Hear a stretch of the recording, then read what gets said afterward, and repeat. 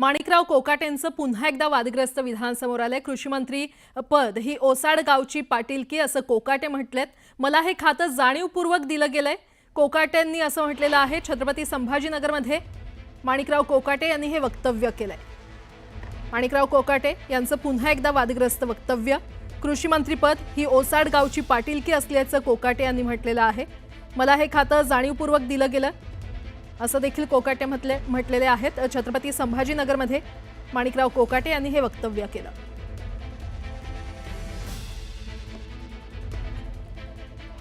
आपल्याला कल्पना आहे ही तशी ओसाडगावचीच पाटीलकी आहे, पण कसं असलं तरी सुद्धा त्यामध्ये सुद्धा चांगलं काम करता येऊ शकतं।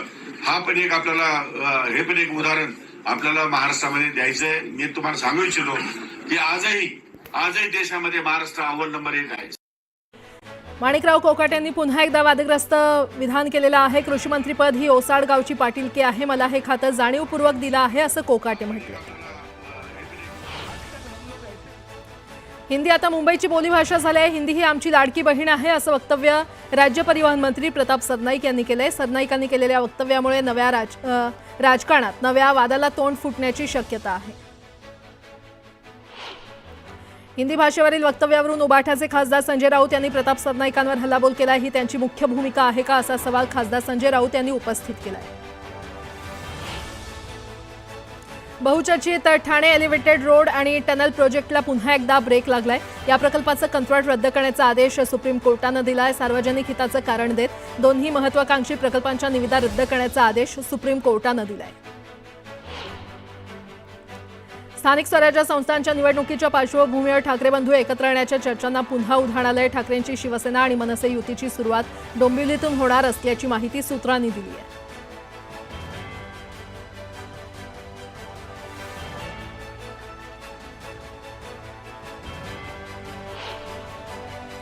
गेल्या अनेक दिवसांपासून दोन्ही राष्ट्रवादी एकत्र येणार याबाबत सातत्यानं चर्चा होत आहे। मात्र याबाबत शरद पवारांना विचारलं असता शरद पवारांनी याबाबत मला माहीत नाही अशी प्रतिक्रिया दिली आहे।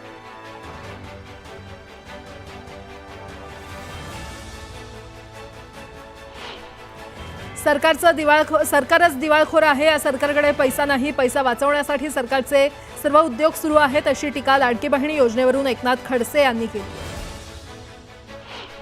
पाटण तालुक्यातील राष्ट्रीय काँग्रेसचे नेते काँग्रेसचे प्रांतिक प्रतिनिधी हिंदूराव पाटील भाजपमध्ये प्रवेश करणार आहेत। हिंदूराव पाटील यांनी मुंबईमध्ये भाजप कार्याध्यक्ष रवींद्र चव्हाण यांची भेट घेतली असून भाजप पक्ष प्रवेशाबाबत चर्चा झाल्याची माहिती आहे। सरकारनं धनगर समाजाला दिलेला शब्द पाळावा अशी मागणी ओबीसी नेते लक्ष्मण हाके यांनी केली आहे, तर अजित पवार जातीयवादी असल्याचा आरोपही त्यांनी केलाय। बारामती तालुक्यातील माळेगाव सहकारी साखर कारखान्याची निवडणूक सुरू आहे। शरदचंद्र पवार पक्षाचा पॅनल असावा अशी मागणी कार्यकर्त्यांनी केली आहे। यासाठी कार्यकर्त्यांनी शरद पवारांची भेट घेतली। मालेगाव साखर कारखान्याच्या निवडणुकीमध्ये अर्ज माघारी घेण्याच्या प्रक्रियेमध्ये आजवर ब वर्ग संस्था मतदारसंघातील 13 उमेदवारांनी आपले अर्ज मागे घेतले आणि या प्रक्रियेत मात्र संस्था मतदारसंघातून उमेदवारी जाहीर केलेले उपमुख्यमंत्री अजित पवार यांचा अर्ज कायम राहणार असल्याचं राष्ट्रवादी काँग्रेस पक्षाच्या वतीनं स्पष्ट करण्यात आलं। गोकुळ दूध संघावर महायुतीचीच सत्ता असल्याचा दावा शौमिका महाडिक यांनी केलेला आहे। तसंच त्यांनी सोशल मीडियावर नाविद मुश्रीफ यांना शुभेच्छा देत सतेज पाटील यांच्यावर निशाणा साधलाय। मी म्हणेल ते खरे अशा मगरूर वृत्तीला ही अध्यक्ष निवड चपराक असल्याचं म्हणत त्यांनी सतेज पाटील यांच्यावर टीका केली आहे। एखाद्या पदावर गेल्यानंतर बोलताना भान असावं, अलीकडच्या काळात मारा आणि झोडा याप्रमाणे वक्तव्य केली जात आहेत। कृषी मंत्र्यांनी शेतकऱ्यांवर भाष्य करताना संवेदनशील राहून भाष्य करावं असं सदाभाऊ खोत म्हटलंय। गेले किमान 3 आणि कमाल 5 वर्ष लोकप्रतिनिधींच्या प्रतीक्षेत असलेल्या स्थानिक स्वराज्य संस्थांच्या निवडणुका 2017च्या प्रभाग रचनेनुसार करण्याचा राज्य सरकारचा मानस आहे। मात्र या निवडणुकांसाठी तब्बल 1 लाख ईव्हीएम यंत्रांची आवश्यकता असल्यानं या निवडणुका 2 टप्प्यात होण्याची शक्यता आहे। निलेश चव्हाणला 3 जूनपर्यंत पोलीस कोठडी सुनावण्यात आलेली आहे। शिवाजीनगर न्यायालयाकडून कोठडी सुनावण्यात आली असून निलेशवर वैष्णवीच्या बाळाची हेळसांड केल्याचा आरोप आहे। राजकारण बाजूला ठेवा, वैष्णवीला न्याय मिळणं महत्त्वाचं आहे। वैष्णवीला न्याय मिळाला नाही तर पुढे अनेक वैष्णवी निर्माण होतील अशी प्रतिक्रिया दीपाली सय्यद यांनी दिली। पाणी संघर्ष समितीनं कडेगाव पोलीस स्टेशनवर भव्य मोर्चा काढला। टेंबू योजनेची कोणतीच कामं दिलेल्या तारखा उलटून गेल्या तरी केली नसल्यानं शेतकरी संतप्त झाले। भ्रष्ट अधिकाऱ्यांवर कारवाई झाली पाहिजे अशा घोषणा देत शेतकऱ्यांनी परिसर दणाणून सोडला। वसंत गडकर यांचा देहूतील संत तुकाराम महाराज संस्थानं तीव्र शब्दात निषेध नोंदवलाय। संत तुकाराम महाराज यांच्या वैकुंठ गमनावर त्यांनी आक्षेपार्ह विधान केलं होतं। दरम्यान त्यांच्यावर कठोर कारवाई करण्याची मागणी होती। अहिल्यानगरच्या कोल्हार गावातील निबे वस्तीमध्ये पिंजऱ्यातील बिबट्या पसार झाला। पिंजऱ्याच्या दुरवस्था झाल्यामुळे बिबट्या पसार झाला, तर शासनानं चांगल्या दर्जाचे पिंजरे तयार करण्याची मागणी नागरिकांनी केली आहे। जगद्गुरू संत तुकाराम महाराजांच्या 340व्या आषाढी पायी वारी पालखीचा प्रस्थान सोहळा अवघ्या काही दिवसांवर येऊन ठेपलाय। त्या अनुषंगानं देहू देवस्थानच्या वतीनं तयारी सुरू आहे आणि संत तुकोबांच्या पालखीला चांदीचा मुलामा देण्याची लगबग सुरू आहे। सांगलीमध्ये जागतिक बँकेनं 600 कोटींचा आराखडा तयार केलेला आहे। यातून नाले आणि गटारी बांधल्या जाणार आहेत। मात्र हा आराखडा चुकीचा असल्याचं वक्तव्य खासदार विशाल पाटील यांनी केलंय। यामुळे महापूर नियंत्रणात कसा येणार असा सवालही त्यांनी उपस्थित केला। सार्वजनिक बांधकाम मंत्री शिवेंद्रसिंहराजे भोसले यांचे अधिकृत फेसबुक पेज हॅक झालंय। याबाबत सातारा पोलिसांच्या सायबर सेलमध्ये तक्रार नोंदवण्यात आली आहे। पेजवर आक्षेपार्ह पोस्ट अथवा मजकूर पडल्यास त्याकडे लक्ष न देण्याचं आवाहन करण्यात आलंय। चंद्रपुरात गरीब आणि गरजू विद्यार्थ्यांना एमपीएससी, सैन्य आणि पोलीस यासारख्या परीक्षांसाठी मोफत प्रशिक्षण देण्याकरता अम्मा की पढाई हा अभिनव उपक्रम राबवण्यात येणार आहे। चाचणी परीक्षेचा निकाल नुकताच जाहीर झाला असून 3000 300 विद्यार्थ्यांची अंतिम निवड करण्यात आली आहे। तुळजाभवानी देवीच्या पवित्र मंदिरातील गोमुख आणि कल्लोळ तीर्थकुंडातील नैसर्गिक झऱ्यांमध्ये पाण्याचा प्रवाह वाढल्यानं या पवित्र कुंडांचे झरे खळखळून वाहत आहेत। मे महिन्यामध्ये उन्हाळ्यात देखील हे झरे भरभरून वाहत असल्यानं भाविकांमध्ये आनंदाचं वातावरण आहे। चंद्रपूर जिल्ह्यामध्ये मानव आणि वन्यजीव संघर्षात गेल्या 5 महिन्यात 22 जणांचे बळी गेलेले आहेत। अशा घटना रोखण्यासाठी आवश्यक ती पावलं उचलण्यासाठी माजी पालकमंत्री सुधीर मुनगंटीवार यांनी उच्चस्तरीय बैठक घेतली। बैठकीला वन अधिकाऱ्यांसह पोलीस अधिकाऱ्यांनी उपस्थिती लावली। अमरावतीच्या अंजनगाव शहरात पाण्याच्या टाकीवर चढून प्रहारच्या कार्यकर्त्यांनी आंदोलन केलं। शहरात निकृष्ट दर्जाची कामं आणि कचरा व्यवस्थापनामध्ये भ्रष्टाचार होत असल्याचा आरोप करण्यात आलाय। चौकशी करून तातडीनं कारवाई करण्याची मागणी करण्यात आली आहे। पन्नगेश्वर खासगी साखर कारखान्याच्या 390 कर्मचाऱ्यांवर उपासमारीची वेळ आली आहे। गेल्या 2 वर्षांपासून वेतन मिळालं नसल्याची तक्रार कर्मचाऱ्यांनी केली आहे, तर थकीत वेतन तातडीनं देण्याच्या मागणीसाठी कर्मचाऱ्यांनी आंदोलन केलं। क्रीडा मंत्री रक्षा खडसे यांच्या गावातील क्रीडा संकुल अनेक समस्यांच्या विळख्यात सापडलंय। कोथळी गावातील क्रीडा संकुलनाची दुरवस्था झाली आहे, तर क्रीडा मंत्र्यांनी याकडे लक्ष देण्याची मागणी क्रीडा प्रेमींकडून केली जाते। शिक्षक भरतीसाठी आवश्यक असलेल्या शिक्षक अभियोग्यता आणि बुद्धिमत्ता चाचणी अर्थात टीईटी परीक्षेमध्ये लातूर शहरातील काही केंद्रांवर मोठा गोंधळ दिसून आला। केंद्रावरील कर्मचारी जयंत माने हे परीक्षार्थींना प्रवेश देण्यावरून हुज्जत घालताना दिसून आले। कर्मचाऱ्यांना हाताला धरून परीक्षा केंद्राबाहेर काढल्याचा आरोप करत पोलिसात तक्रार करण्यात आली आहे। मालेगावच्या भुईकोट किल्ला परिसरातील अतिक्रमण हटवण्यास मुंबई हायकोर्टानं 17 जूनपर्यंत स्थगिती दिली आहे आणि यामुळे अतिक्रमणधारकांना मोठा दिलासा मिळालाय। किल्ल्याभोवती 300 पेक्षा जास्त अतिक्रमणग्रस्त घरं आहेत। शेतकऱ्यांनी कुठल्याही अफवांवर विश्वास ठेवू नये, कर्जमाफी होणार नाही, बुलढाण्याचे जिल्हाधिकारी किरण पाटील यांनी हे वक्तव्य केले। मनमाड शहराला पाणीपुरवठा करणारी मुख्य जलवाहिनी फुटलेली आहे आणि यामुळे लाखो लिटर पाणी वाया गेलंय। दुरुस्तीसाठी 4 ते 5 दिवस लागणार असून काही दिवस पाणीपुरवठा विस्कळीत राहणार आहे। जळगावच्या समतानगर आणि हरिविठ्ठल नगरात डेंग्यूचे 16 संशयित रुग्ण आढळून आलेले आहेत आणि त्या पार्श्वभूमीवर महानगरपालिकेनं प्रतिबंधात्मक उपाययोजना सुरू केल्यात। संशयित रुग्णांच्या रक्ताचे नमुने प्रयोगशाळेमध्ये तपासणीसाठी पाठवण्यात आले। मुंबई मरीन ड्राईव्हच्या धर्तीवर कोकणच्या समुद्रातील पहिला बंधारा आंजर्ले या ठिकाणी होतोय आणि आंजर्ले खाडी आणि समुद्राच्या मधोमध होणाऱ्या बंधाऱ्याचं काम संथ गतीनं सुरू असल्यानं नाराजी व्यक्त होते। आंबेगाव तालुक्याच्या लोणी पहादरा परिसरात बिबट्याची दहशत पाहायला मिळते। लोणी शिरदाळे रस्त्यावरती भर दिवसा बिबट्याचं दर्शन झाल्यानं नागरिकांमध्ये भीतीचं वातावरण पसरलं। जळगाव विमानतळावरून फ्लाय 91 कंपनीच्या पुण्याकडे जाणाऱ्या विमानात तांत्रिक बिघाड झाल्यानं जळगाव विमानतळावर प्रवाशांना मनस्ताप सहन करावा लागला। या विमानात मंत्री गिरीश महाजन देखील उपस्थित होते। कुडाळमध्ये तहसीलदार प्रशासनाच्या वतीनं नैसर्गिक आपत्तीच्या पार्श्वभूमीवर घेण्यात आलेल्या रंगीत तालीमध्ये कुडाळ महामार्ग विभागाचे अधिकारी नापास झालेले आहेत। महामार्गावर आपत्ती घडल्याचं कळवल्यानंतर सुद्धा त्या ठिकाणी संबंधित विभागाचा कोणताही अधिकारी किंवा कर्मचारी दाखल झाला नाही। पुण्यश्लोक अहिल्यादेवी होळकर सोलापूर विद्यापीठाच्या नवीन जागेमध्ये प्रशासकीय इमारत परीक्षा भवन बांधलं जात आहे आणि या इमारतीसमोर शिवलिंग हाती घेतलेल्या राजमाता अहिल्यादेवींचं 21 फुटी स्मारक उभारण्यात आलंय। या स्मारकासाठी राज्य सरकारनं 14 कोटींचा निधी दिला असून ऑगस्टमध्ये या स्मारकाचं लोकार्पण होणार आहे। राज्य सरकारच्या सूचनेनुसार 31 मे पूर्वी सिंहगडावरील अतिक्रमण हटवण्याची कारवाई गुरुवारपासून सुरू होती। शुक्रवारी देखील दिवसभर कारवाई सुरूच होती। कारवाई पूर्ण झालेली नसल्यामुळे आणखी 3 दिवस म्हणजे 1 जूनपर्यंत गड पर्यटकांसाठी बंद असेल। अकोल्यातील मूर्तिजापूर तालुक्यातील सोनोरी ते मूर्तिजापूर सर्व्हिस रोडवर 16 लाख रुपयांचे 9 क्विंटल प्रतिबंधित कपाशी बियाणे पोलिसांनी पकडलेत. पोलिसांनी ही माहिती कृषी विभागाला दिल्यानंतर कृषी अधिकाऱ्यांनी या प्रकरणी पोलिसात तक्रार दाखल केली आहे. साईबाबा संस्थांच्या लेखा विभागातील एका कर्मचाऱ्यानं दानाचे लाखो रुपये चोरी केल्याचं समोर आलंय. चोरी प्रकरणी गुन्हा दाखल करण्यात आलाय. बाळासाहेब नारायण गोंदकर असं या कर्मचाऱ्याचं नाव आहे. खरीप हंगामाच्या तोंडावर यवतमाळ जिल्ह्यामध्ये बोगस बियाणे बाजारपेठेमध्ये दाखल झाले आहेत. कृषी विभाग आणि पोलिसांनी 4 ठिकाणी धाडी टाकून 188 बॅग बोगस बियाणे जप्त केले. त्यामुळे बोगस बियाण्यांचा काळा बाजार रोखण्याचं कृषी विभागासमोर मोठं आव्हान आहे. सिल्लोडमध्ये किरकोळ कारणावरून एका युवकाला फळ व्यावसायिकांनी बेदम मारहाण केली. या घटनेमुळे 2 गट आमनेसामने आले. या प्रकरणी 15 जणांविरोधात पोलीस ठाण्यात गुन्हा दाखल करण्यात आलाय. बीडचे बडतर्फ पोलीस अधिकारी रणजित कासलेवर 2 गुन्हे दाखल करण्यात आले. सामाजिक शांतता भंग करण्याच्या प्रयत्नासह मंत्री संजय शिरसाट यांनी बदनामी केल्याच्या आरोपात हे गुन्हे दाखल आहेत. पुण्याच्या मुकुंदनगर परिसरातील मंदिरातील दानपेटीतून पैसे चोरी केल्याची घटना घडली आहे. चोरी करणाऱ्या चोरट्याला पोलिसांनी अटक केली आहे. महादेव गिरमकर असं अटक करण्यात आलेल्या चोरट्याचं नाव आहे. नवी मुंबई बाजार समितीनं सेस न भरता 5,000 टन तुरीचे 200 कंटेनर आणल्या प्रकरणात मोठी कारवाई केली आहे. आयातदारांवर 1,11,48,000 रुपयांचा दंड ठोठावण्यात आलाय. उद्योजक संतोष लड्डा यांच्या बंगल्यावरील दरोडा प्रकरणात गुन्हे शाखेनं देविदास नाना शिंदे याला अटक केली आहे. त्यानं लड्डा यांच्या घरातील सोन्याची टीप दिली होती. आरोपींनी रेकी करण्यासाठी वापरलेली 4 चाकी आणि दुचाकी देखील पोलिसांनी जप्त केली आहे.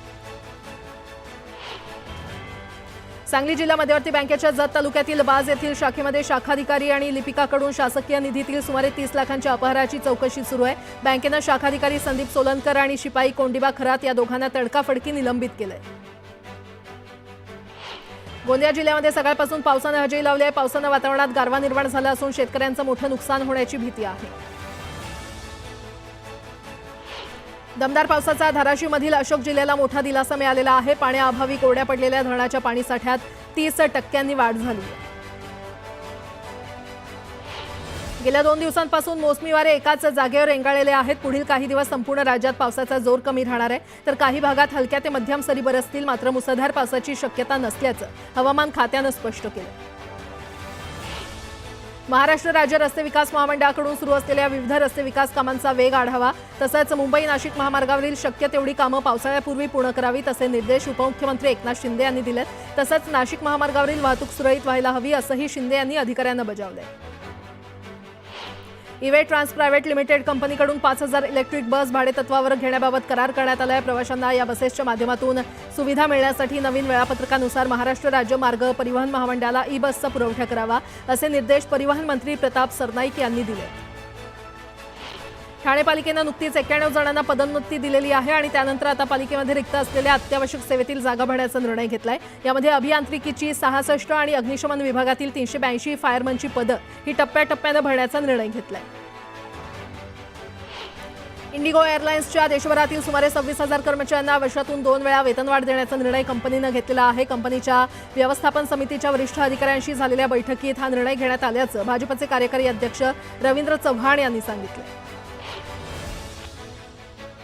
कोस्टल रोडच्या अखेरच्या टप्प्यातील जे.के. कपूर चौक इथून सुरू होणाऱ्या भुयारी मार्गाचं काम पूर्ण झालं असून तो खान अब्दुल गफार खान मार्गाला जोडण्यात आलाय. वाहतूक पोलिसांकडून परवानगी मिळाल्यामुळे हा मार्ग शुक्रवारपासून सकाळी 7 ते रात्री 12 या कालावधीमध्ये 4 चाकी वाहनं आणि प्रवासी बस यांच्यासाठी खुला राहणार आहे. कांदिवलीमध्ये सोमवार आणि मंगळवारी पाणीपुरवठा बंद राहणार आहे. जलवाहिनी जोडणी आणि झडप बसवण्याचं काम महापालिकेकडून हाती घेण्यात येणार आहे.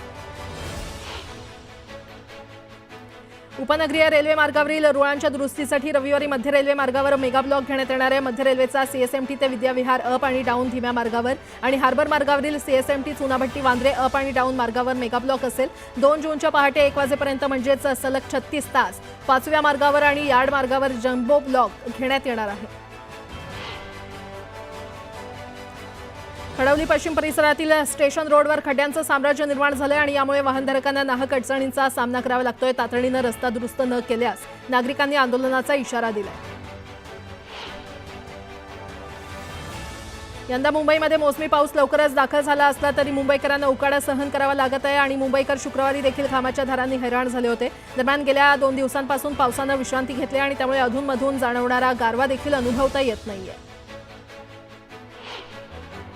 पुणे मेट्रोचे दोन्ही मार्ग पूर्ण क्षमतेनं सुरू असताना वनाज ते चांदणी चौक आणि रामवाडी ते वाघोली या मेट्रो मार्गाचं विस्तारीकरण प्रस्तावित आहे। यासाठी महामेट्रोनं विकास आराखडा तयार केला असून याला राज्य सरकारची देखील मंजुरी मिळाली आहे। मुंबई महापालिका प्रशासनानं नागरिकांना सुधारित मालमत्ता कराची देयकं पाठवली असून सरासरी 15.89% वाढ करण्यात आली आहे। याविरोधात विरोधक आणि नागरिकांमध्ये तीव्र प्रतिक्रिया उमटलेल्या आहेत। मात्र ही वाढ कायद्यातील तरतुदींचा आधार घेऊन करण्यात आल्याचा दावा महापालिकेकडून करण्यात आला आहे।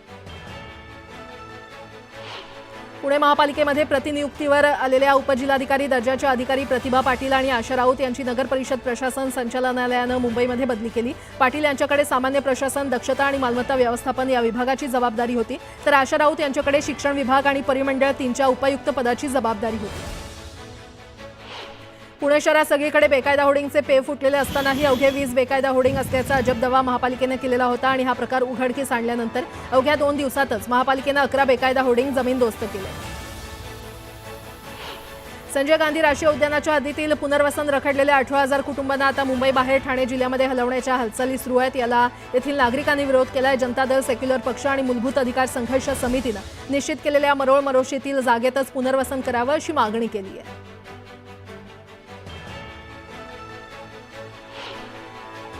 म्हाडाच्या जमिनीवरील बेकायदेशीर होर्डिंग प्राधिकरणाच्या रडारवर आलेले आहेत। म्हाडाकडून लवकरच संबंधित जाहिरात एजन्सीला अभय योजनेअंतर्गत होर्डिंग नियमित करून घेण्यासाठी नोटिसा धाडल्या जाणार आहेत। दिलेल्या मुदतीमध्ये जाहिरात एजन्सीनं थकीत पैसे आणि दंडाची रक्कम भरून होर्डिंग नियमित न केल्यास बेकायदेशीर होर्डिंगवर हातोडा पडणार आहे।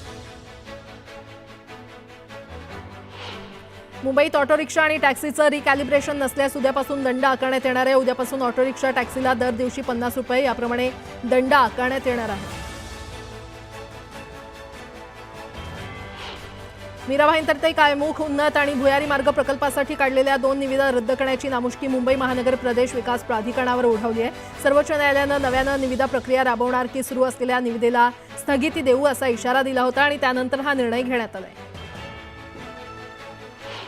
राज्यातील वाहनांचं प्रदूषण कमी करण्यासह प्रवासी तसंच वाहनांच्या सुरक्षिततेत वाढ करण्यासाठी राज्य शासनानं आपल्या विविध विभागांच्या मालकीची 21,425 वाहनं भंगारात काढली आहेत। यातील 12,823 वाहनं 1 एप्रिल 2024 ते 21 एप्रिल 2025 या काळामध्ये भंगारामध्ये काढली आहेत।